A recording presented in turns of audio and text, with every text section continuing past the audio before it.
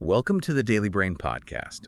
Our goal is to empower you with effective communication skills and a vocabulary that makes you comfortable in any conversation. Absolutely. Feel free to comment with words that you hear a lot but are not quite sure of how to incorporate into a daily dialogue, and we will do our best to add your suggestions into the show.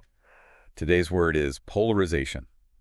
Oh, yeah. You've probably heard this word used a lot lately, but Right. what does it really mean? It's a word that's definitely having a moment, and unpacking its different layers is crucial for understanding our world today. Really is. Essentially, polarization refers to a division into two sharply contrasting groups or sets of opinions. So it's about more than just disagreeing. Exactly. Okay. It's about a deepening divide where perspectives become increasingly extreme and the middle ground seems to vanish. It can manifest in our personal lives, like when we fall into black and white thinking, and it also plays out on a societal level, shaping political discourse, social movements, and even our online interactions. Okay, let's unpack this idea of black and white thinking. Sure. Is that what experts refer to as polarized thinking? That's right. Okay. Polarized thinking, also known as black and white or all or nothing thinking, is a cognitive distortion that makes us see things in extremes. It's like our brains are stuck in a simplified either mode, missing the nuances and complexities that often exist in reality. So instead of seeing a spectrum of grays, we only see black and white. Right. How does this play out in our everyday lives? It can show up in countless ways, often without us even realizing it. For example, think about how you react when someone makes a mistake. Okay. Do you immediately label them as incompetent or untrustworthy? Interesting. Or consider a situation where you're facing a setback, like being passed over for a promotion? Do you automatically assume you're a failure with no other options? Right. These are classic examples of polarized thinking at work. That makes a lot of sense.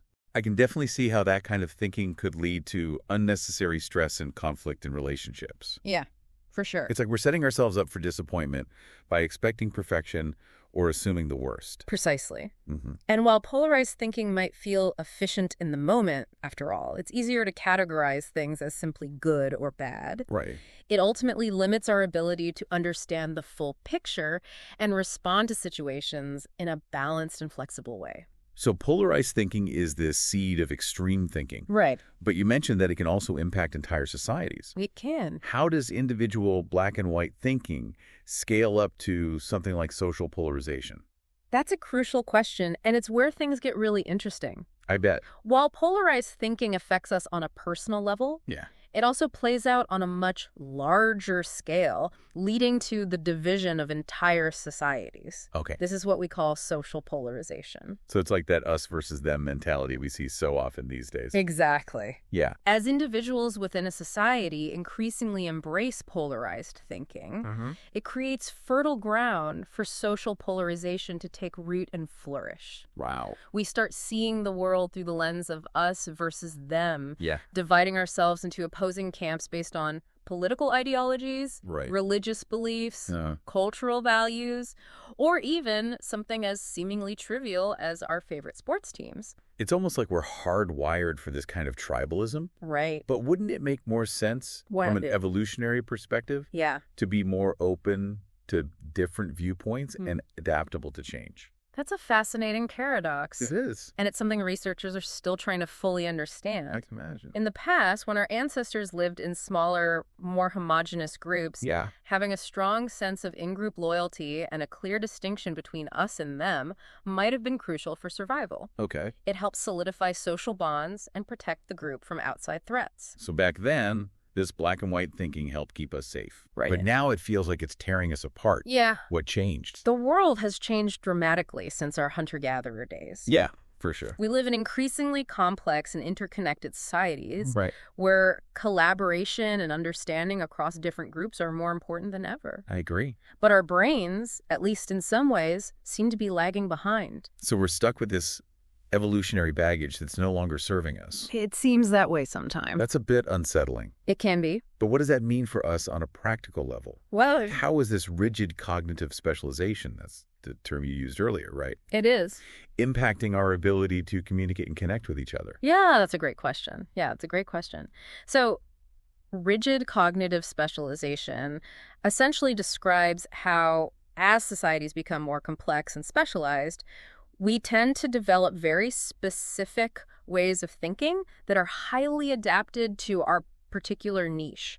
It's like becoming hyper-focused on our own little corner of the world at the expense of flexibility and the ability to see things from other perspectives. No, it's like we're becoming experts in our own narrow fields, Yeah. but losing the ability to connect and empathize across those divides. Precisely. Yeah. And this has huge implications for how we communicate and interact with each other. It can create a dynamic where we talk past each other, Right. unable to find common ground because we're operating from such fundamentally different frameworks of understanding. That makes me think about the political landscape, where it seems like people are talking less and shouting more. Yeah. Is that a sign of rigid cognitive specialization at work? It's certainly one way it can manifest. Okay. Think about the news media landscape, for instance. Yeah. Different outlets cater to specific audiences, Right. often reinforcing existing biases and contributing to the echo chamber effect. Right. We surround ourselves with information that confirms what we already believe, Yeah. making it harder to engage with perspectives that challenge our worldview. It's like we're all living in these separate realities, and the gap between them is just getting wider. It can feel that way. But hold on a second. Is social polarization always a bad thing? I mean, haven't there been times when social movements for positive change were fueled by polarization? You've hit on a really important point. Okay. Social polarization isn't inherently good or bad. It's a force, like any other, that can be used for different purposes. Okay.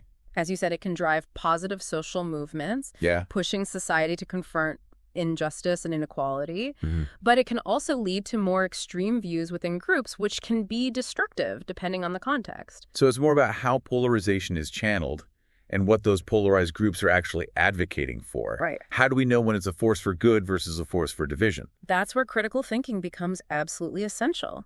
Yeah. We need to be able to step back from our own entrenched positions and evaluate the arguments and evidence being presented, regardless of whether they align with our pre-existing beliefs. So it's about asking ourselves, is this helping to create a more just and equitable world? Yeah, Or is it simply reinforcing divisions and animosity? exactly. And it's about being willing to engage in respectful dialogue with people who hold different views, even if it feels uncomfortable. Right. Remember, encountering opposing viewpoints doesn't mean you have to agree with them or abandon your own beliefs. Right.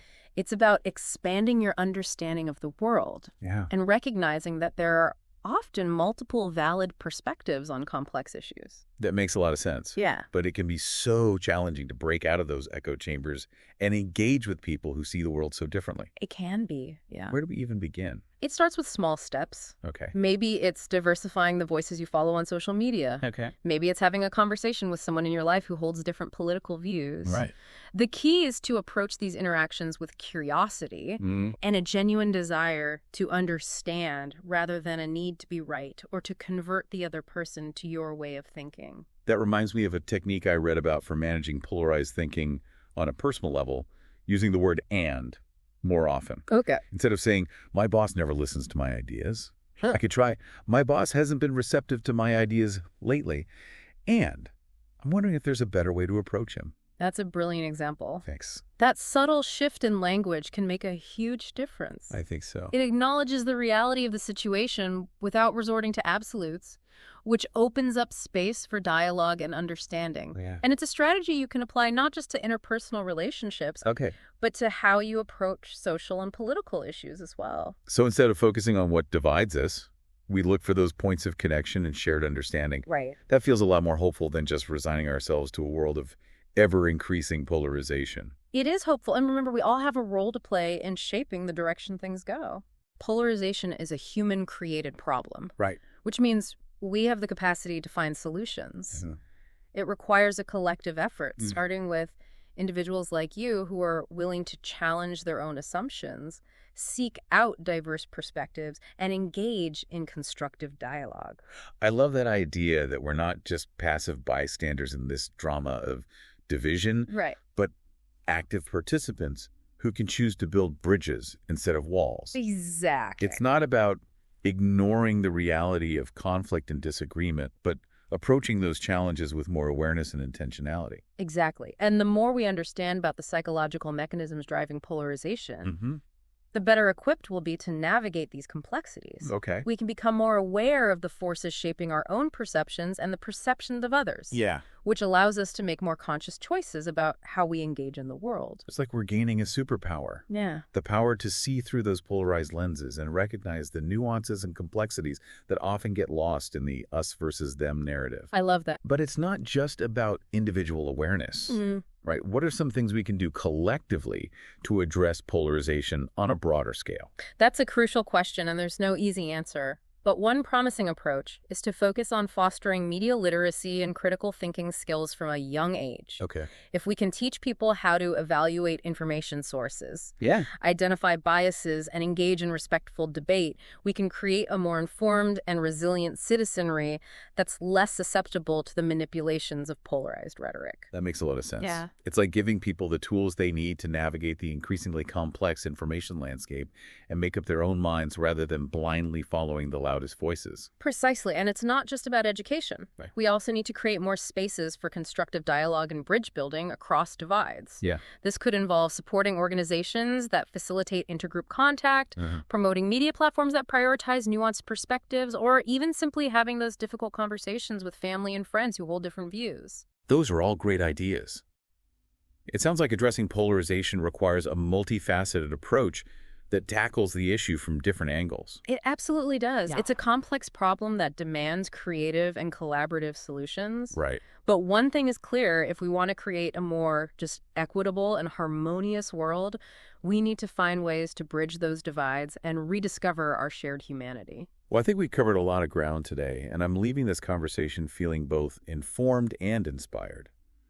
It's amazing how a single word, polarization, can open up so many layers of understanding about ourselves and the world around us. It's been a truly enlightening deep dive. And remember, you are not alone in this journey. Millions of people around the world are grappling with the challenges of polarization, and there are countless resources and communities available to support you in navigating these complex issues. Speaking of resources, we'd love to hear from you, our listeners.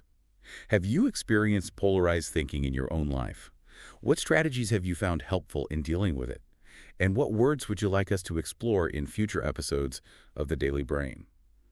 Remember, the more we understand the nuances of language, the more effectively we can communicate and connect with each other. So until next time, keep those brains engaged and those conversations flowing. And remember, the power to bridge divides and create a more inclusive world starts with each and every one of us.